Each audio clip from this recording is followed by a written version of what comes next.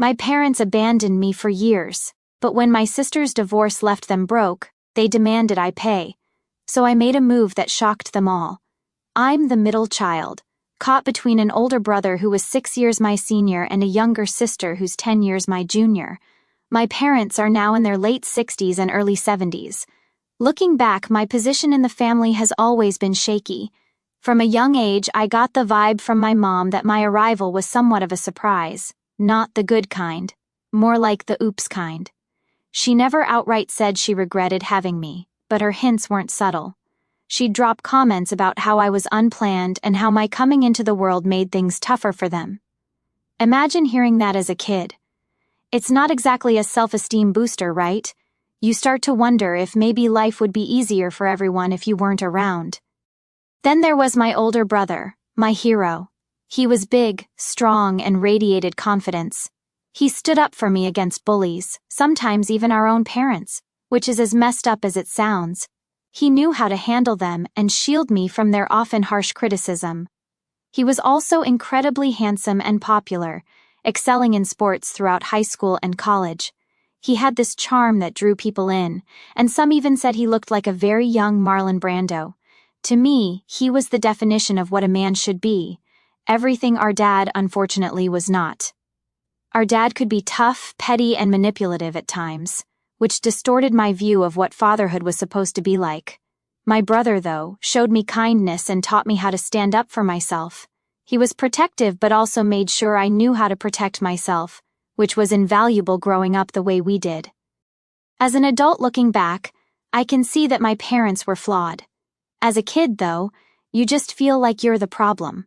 My brother wasn't perfect academically, he was a straight C student, and musically, let's just say he wasn't going to be the next Mozart. Despite this, my parents threw resources at him, hoping he'd turn into a scholar-athlete-musician super combo. They enrolled him in piano and violin classes, which he hated, but they were determined.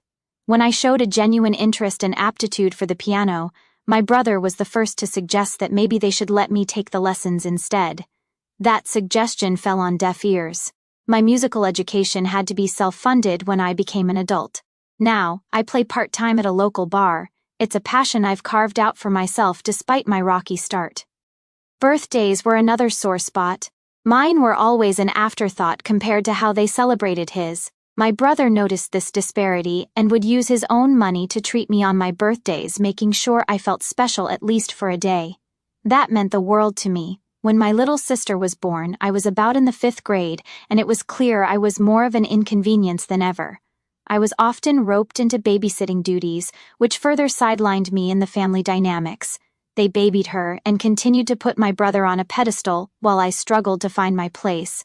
It felt like I was living the Jan Brady middle child stereotype, constantly trying to get noticed and validated.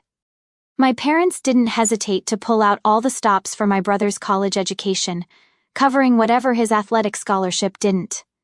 Meanwhile, I felt like I had to excel in everything just to earn a fraction of that attention and support. I became an overachiever, always striving for the best grades and accolades, hoping that maybe, just maybe, they'd see me the way they saw him. Long story short, my brother was jogging for exercise one night, and a drunk driver hit and killed him at a crosswalk. I was devastated, as were my parents.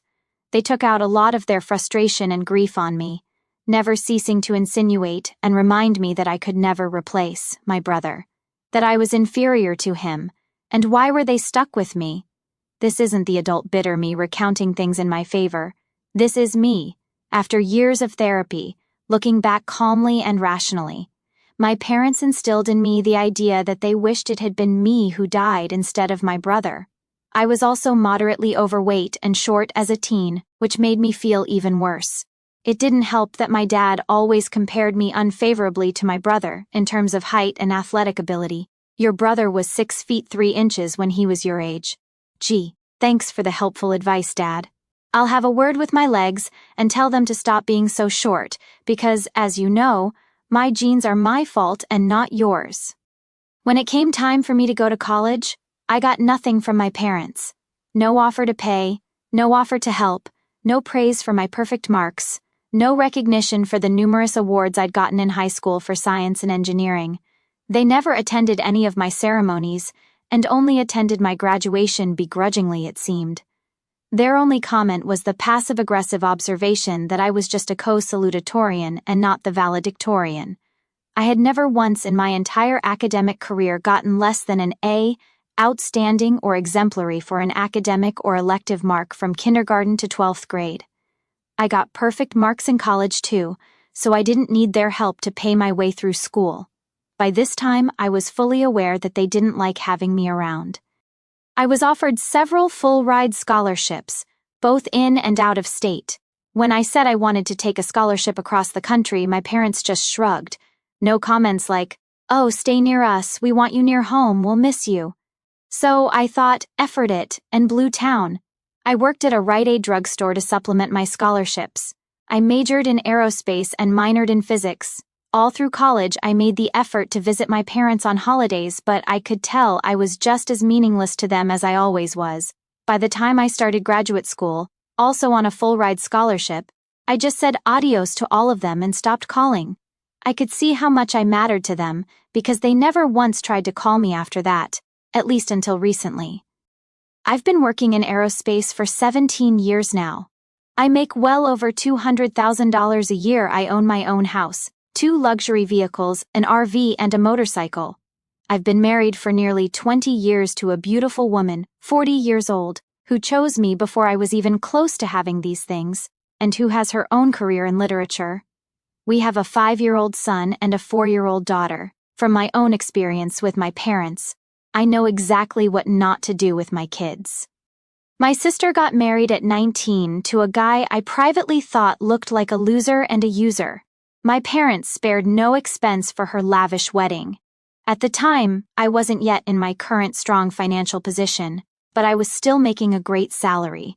I attended the wedding, and everyone was just as cold to me as I remembered them.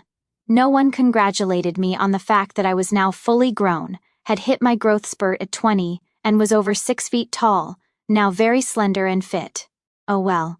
I gave my sister $5,000 as a present. I also had a chance to play the piano at the wedding because my sister asked me to after a family friend remarked that I had mentioned taking private lessons. Everyone was enthusiastic about my playing, backslapping me, not a peep from my parents, of course. My sister has a 6-year-old daughter. She divorced her husband 2 years ago because, surprise, surprise, he was a loser and completely useless. He won't give her child support because he has no money, so my sister moved back home with my parents. She wants to go back to school. She had gotten a degree in modern art that my dad paid for, but she never got any work with it, and now she doesn't think she can land a well-paying job with it unless she adds to it or gets a different degree. Now my parents suddenly remembered my phone number. They didn't say so, but from what I gather, they blew through all their money indulging her and their own tastes. They regularly go on lavish vacations. So now they think it's my duty as her rich big brother to step in and pay. My mom says it would be classy for me to offer to pay since my sister could really use the money, and I didn't spend a lot of time with her when she was young because I moved out so early. Okay. She also says that now that she and my dad are getting old, it's a shame I hardly visit, and they're confused as to why I'm so arrogant and not seeing them more often. Total gaslighting. I noticed my dad has nothing to say about all this because he knows what really happened. To this day, I'd love to smash a fist like a freight train right into his face. He told me that my brother was always ashamed of me soon after my brother died, and this was after my brother told me to my face a few weeks earlier that he would always be there for me, that he loved me, and that no one was ever going to hurt me if he was standing. In a way, my brother's been with me my whole life. I am inspired by him when I want to succeed. My dad is a jerk. The thing is, I know my parents are full of crap, but I don't want my niece to suffer. She's the same age group as my own kids, and I hate the idea of her going without. I never had a bad relationship with my sister, but she takes after my parents and is something of a self-involved narcissist. I am financially in a position to help pay, but I dislike the way they've all treated me since I was a boy. My own kids will be in college in the blink of an eye. Also, who knows, maybe I could get fired tomorrow and this whole lifestyle will come crashing down. Under what terms should I offer money? Should I offer any at all? If not, how can I help in other ways? It's a shame for your sister and her daughter. But their situation is a result of your sister's bad life choices. It's not your job to bail them out of these problems. You have to set up a boundary here because it won't stop with this money, I suspect. I imagine it will be your sister's college, then she needs money for her own home. Then your parents will start to suffer as they get older, and they'll need something. And of course, you are a terrible son if you refuse to pay for it, and so on and so on. You have 2 children of your own to look after, and while you've built an enviable life for yourself, you are not exactly a millionaire. Take care of your own wife and children first. It all started last Sunday. I was kicking back, planning to catch up on some Netflix, when my phone rang. Seeing it was my parents, I felt that familiar twist in my stomach. Our calls are usually loaded with more subtext than a mystery novel, and today was no exception. I answered, trying to keep my tone light. Hey, what's up? Right off the bat, my mom went into her usual guilt-tripping mode. You know, it's been ages since you last visited. We're not getting any younger, she started, laying the groundwork for whatever was coming next. I kept it cool. Yeah, work's been crazy busy, you know how it is. Without missing a beat, she dove right into the real reason for the call. So we were thinking it's about time you thought about helping your sister with some money for her school. I blinked, totally caught off guard. What money? I asked, trying to keep the surprise out of my voice. Well, you know, she's looking to go back to school, and since you've done so well for yourself, it'd be really classy of you to offer, she explained, as if this was a totally normal request. I couldn't believe what I was hearing. Hold on, why am I suddenly responsible for financing her education? Because you're her big brother, and you weren't around much when she was growing up. It's the least you could do, she continued, her voice taking on that familiar tone of expectation. My frustration started to boil over. Mom, let's get one thing straight. My being away was because I needed to make something of myself on my own, because I sure as heck didn't get the help from you guys that she did. There was a pause, and then my dad's voice came on the line, heavy and annoyed. Look, we're not here to rehash the past. We're talking about your sister needing help. Needing help, or you needing me to help because you've mismanaged your priorities and finances? I shot back, my patience wearing thin. The argument heated up from there. My mom threw in everything from how I was always too ambitious for my own good to how I abandoned the family by moving away. My dad wasn't much better, tossing in digs about how I had always been too concerned with money. Being financially responsible isn't a crime, I countered, feeling like I was talking to a wall, and using my success as an excuse to guilt me into opening my wallet isn't going to work this time. The call ended pretty much as you'd expect, with no resolution and a lot of angry hang-ups. After I put down the phone, I was left shaking, a cocktail of anger and old resentment swirling inside. It was the same old story, just a different day. I tried to calm down by taking a walk, letting the cool air clear my head. The more I thought about it, the more I realized this was just another manipulation tactic. Another way for them to pull me back into old dynamics where I was the perpetual giver and they the takers. Now, I'm stuck figuring out what to do next.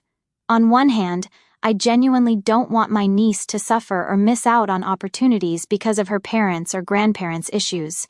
She's just a kid and doesn't deserve that. But on the other hand, I'm tired of being seen as an ATM, only valued for what I can give financially.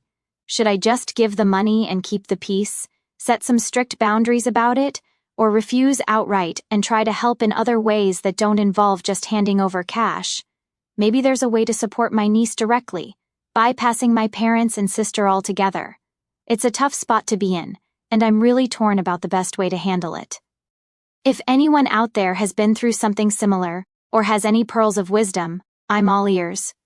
Sometimes just talking it out or hearing someone else's take can make a huge difference. So, my sister called me, and honestly, I was expecting another round of the guilt trip Olympics, but what I got instead threw me for a loop.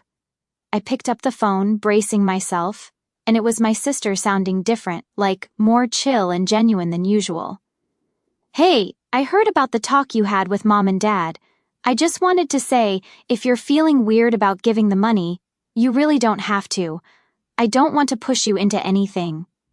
I was kind of stunned. This wasn't the conversation I expected to have. Really? Thanks for saying that. It's a lot to process, you know. Yeah, I get it, she said, and I could almost picture her nodding on the other end. I should have talked to you directly before letting Mom and Dad handle it. Sorry for the drama they stirred up. We talked more, and she shared how she felt stuck and thought maybe reaching out for financial help was the only way. But now she was seeing things a bit differently, thanks to our chat. It was probably the most honest and open conversation we'd had in ages.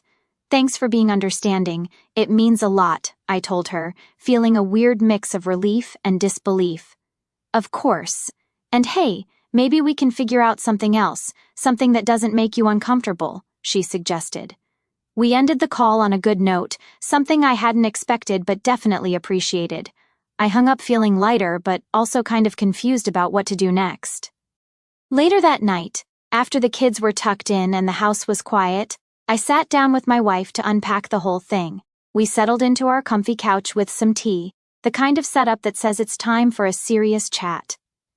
So, my sister called. I started. She said I don't have to give the money if I'm not comfortable with it. That's good, right? My wife said, sipping her tea thoughtfully. It sounds like she's really trying to respect where you're coming from. Yeah, it's good, it's just, now I'm wondering if there's a way to help that feels right, you know? I was fiddling with my cup, thinking out loud. My wife set her cup down and gave me that look that says she's about to drop some wisdom. If you decide to help, just make sure it's on your terms. You could make sure the money is used for what it's meant for, like putting it directly toward her school expenses, or setting it up as a loan instead of just giving it away. That's a really good point. I nodded, feeling grateful for her level-headedness. I don't want to just open up my checkbook without some boundaries. That wouldn't help anyone in the long run. We talked for a while, exploring different ideas on how I could offer support without feeling like I was just giving in to pressure. My wife really helped me see that there were ways to be supportive that didn't involve just handing over cash with no strings attached. Maybe setting up a trust for her education might work, I suggested, warming up to the idea. That way the money is locked in for its intended purpose, and there's no way it can be misused or redirected somewhere else. That sounds like a solid plan, my wife agreed, smiling. You'd be helping in a way that's constructive and keeps your integrity intact. That conversation with my wife was exactly what I needed. It helped me organize my thoughts and come up with a plan that felt right. So now, I'm putting together some ideas on how to set up this educational trust, or something similar, and I plan to talk it over with my sister. I want to make sure that if I do this, it's done right, benefiting her without causing more family drama. If any of you have been in a similar spot, or have advice on handling family and money, especially when it comes to trusts and educational funds, I'd love to hear it. Managing these family dynamics is tricky, but I'm hoping we're moving toward a resolution that feels right for everyone. Here's to navigating the choppy waters of family relationships and coming out okay on the other side. Okay, so I thought I had finally found a good solution by setting up a trust fund for my sister's education, right? Well, I was pretty proud of myself for figuring out a way to help her without just throwing cash at the situation. I set everything up, talked to a financial advisor, and made sure it was all airtight. My sister was thrilled when I told her about it, and honestly, it felt great to help her out like this. But, as usual with family stuff, the peace didn't last long. I figured I should give my parents a heads up about the trust fund, hoping they'd see the sense in making sure the money was used right.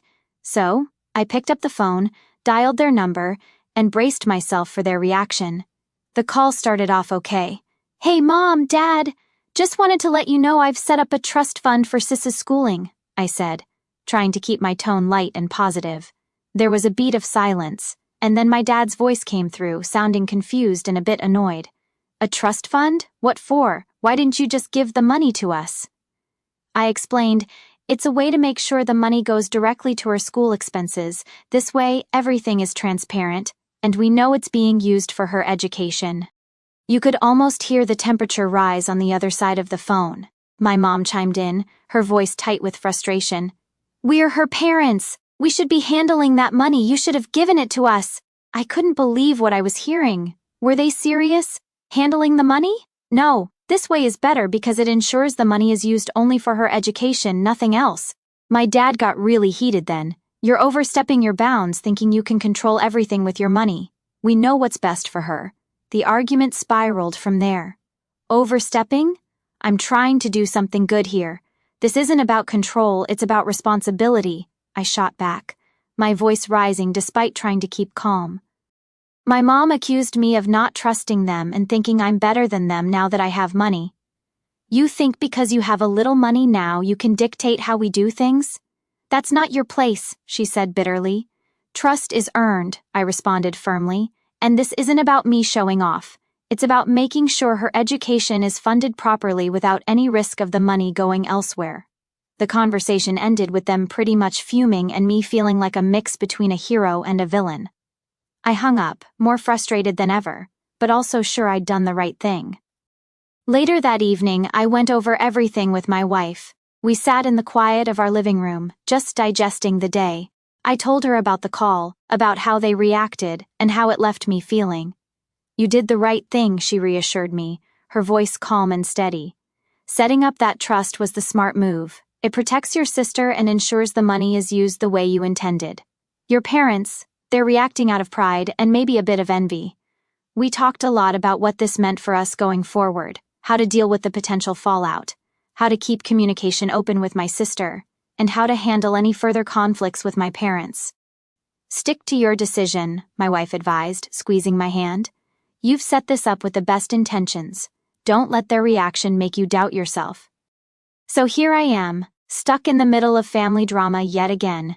But this time with the confidence that I'm doing something beneficial. My parents might be upset, but hopefully they'll see the benefits in the long run. If not, I'll just have to stand firm and know I did the right thing for my sister. Navigating family and money is super tricky, almost like trying to defuse a bomb without setting it off. If anyone out there has gone through similar stuff or has any advice on dealing with family money issues, I'd really appreciate hearing your thoughts. Sharing these experiences can sometimes help us see things from another angle and feel a bit less alone in the chaos. So, after setting up the trust fund for my sister's education and having a really positive chat with her, I thought maybe we were on a path to some peace. But, as it turns out, the family drama was just gearing up for another round. I called my sister directly to make sure she was all set and understood how the trust fund worked. She was super thankful and really excited about it, which felt awesome. We had a great conversation, just laughing and planning her future. It was nice, like really nice, to connect with her like this without any drama. But then, a couple of days later, my phone rang, and I saw it was my parents. My stomach did that weird flip it does when I know I'm about to dive into something not so fun. I took a deep breath and answered, "Hey, what's up?" Right off the bat, my dad was all business and a bit on the attack. "We heard you set up that trust fund for your sister and talked to her about it," he started. "Yeah, I wanted to make sure she knew how it worked and that she was okay with everything," I said, trying to keep things calm. "Well," my mom cut in, her tone full of that "we're not happy" vibe we've been thinking, "if you can afford to do that, you should really do more, like buying her a house." I paused, totally thrown off. Buy her a house? That's a huge step. I mean, the trust is one thing, but buying a house is on a whole different level. My dad didn't miss a beat. "If you care about your sister, you'll make sure she's completely secure. A house would do that." The conversation got pretty heated. "Look, I care about her a lot, which is why I set up the trust, but buying a house? That's not just a simple gift or support. That's a major investment, and honestly, it's not something I'm prepared to just jump into," I tried to explain. My mom jumped back in. "You're making all this money, and you can't help your own sister more generously? We're your family, you should want to do this." I felt my frustration boiling up. It's not about not wanting to help, it's about what's reasonable and sensible. I'm not just going to buy houses on a whim. The trust fund was a big commitment already. "We're just asking you to do what's right as her brother," my dad argued, his voice getting louder. "Doing what's right and doing whatever you ask are two different things," I shot back. "I've done something huge for her education. I'm not adding a house to that right now. It's not feasible." The call ended pretty badly, with them saying I was being selfish and me feeling like I was talking to a brick wall. They were disappointed, and I was mad and stressed out. Later, I talked the whole thing over with my wife. We sat in our kitchen late at night, just trying to unwind but also figure this out. They just don't see boundaries. They think because I have some money, I can solve all problems with it, I told her, running my hands through my hair. You've done enough, more than enough, my wife said, her voice firm. Buying a house isn't just a simple thing. It's a huge responsibility and not something you just do because someone demands it. We talked about how to handle my parents moving forward, how to communicate that I was happy to help my sister but within limits that made sense. Maybe just reinforce the purpose of the trust and that you're supporting her in a massive way with that, my wife suggested. Yeah, I agreed, feeling a bit better. I need to be clear that I'm not an ATM, and I can't be guilted into making huge financial decisions like this. So that's the situation now. I'm gearing up for more discussions or more likely arguments with my parents. I'm learning a lot about setting boundaries and sticking to them, even when it's super tough. If anyone has any advice on dealing with family who think your wallet is their safety net, I'd really appreciate hearing it. Sometimes just knowing others have navigated these waters can be super helpful. So, my sister officially started college, and she's over the moon. It's awesome to see her so pumped about her classes and making new friends. Every time we chat, she's got a ton of stories about her professors, her coursework, and all the new experiences. Setting up that trust fund was definitely a good move. It's like I can almost hear her smiling through the phone when she talks about her day. It makes me feel like I did something really right, you know? But while that part of my life is going great, the family drama part, not so much. My parents are still super ticked off about the whole trust fund thing and the fact that I didn't buy my sister a house like they wanted. Instead of cooling off, they decided to turn up the heat. They've been bad-mouthing me to pretty much anyone in the family who will listen. According to them, I'm the miserly son hoarding his cash while his family struggles, which couldn't be further from the truth. When I first heard about their little smear campaign, I was ticked off. I mean, it's one thing to be mad at me, but spreading lies? That's a whole new level of low. It's like, come on, why drag everyone else into our mess? So, I decided I had to clear things up. I started reaching out to some of the family members who'd heard these stories. I wanted to set the record straight and explain my side of things. One of the first calls I made was to my Aunt Linda, who's basically the family's unofficial news broadcaster. She had the scoop all right, but it was all sorts of twisted. Hey, Aunt Linda, I heard through the grapevine that there's some concern over how I'm handling things with Sis. I wanted to talk to you directly and explain what's really going on, I started, trying to keep my voice calm even though I was super annoyed. Oh, hello, dear. Yes, your mother mentioned that you've been, well, a bit tight-fisted, she said, which is a nice way of saying she thought I was being stingy. I took a deep breath, ready to dive into the whole saga. Actually, Aunt Linda, I set up a trust fund for my sister's education. It covers all her tuition, books, and any school-related expenses.